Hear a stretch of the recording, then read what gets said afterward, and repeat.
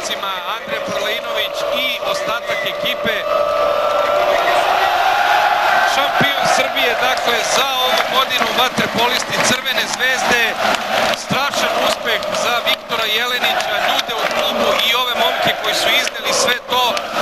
Crvena zvezda, dakle, ima duplu krunu i dalje su u igri i za triplu krunu ponovo bazen se puni navijačima koji, eto, sa ogromnim oduševljenjem slave ovu titulu. Nadam se da nećemo čekati 20 godina da Tašmajdan bude ovako ispunjen. Imaćemo banjicu krcatu vrlo brzo. Pa nadam se da ćemo sačekamo 16-17 dana da ponovo se kupa.